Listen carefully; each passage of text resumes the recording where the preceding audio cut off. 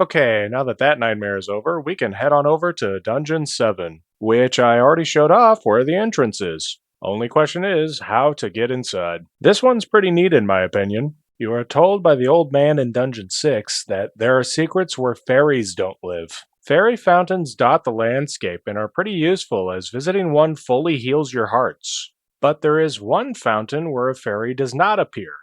This one. And what kind of secrets does this fountain hold? Well, let's play our handy recorder and see.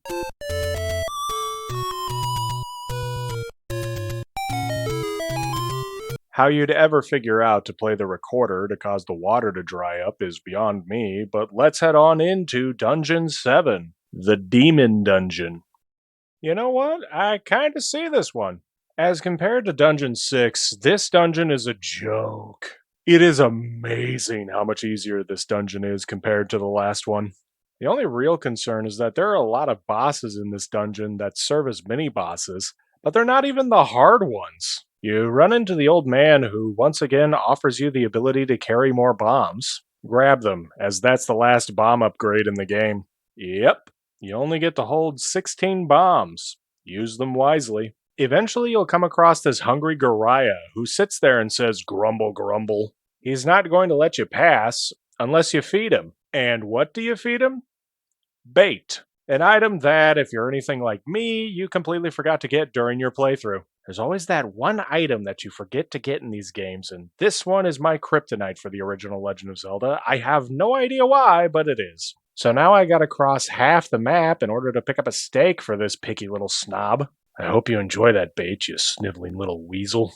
Anyways, there's another old man who tells you that there's a secret in the tip of the nose, which you would think that's where the item of this dungeon would be located, but no, that's located in the eye. The item of this dungeon being a red candle, which is kind of like your blue candle, which I've barely mentioned, but I swear that's not on purpose. But unlike the blue candle, which only has one use per screen, you can use the red candle infinitely. Some men just want to watch the world burn, and I'm one of them. Anyways, the tip of the nose leads you to a pathway that brings you to the boss of this dungeon, which is Aquamentus.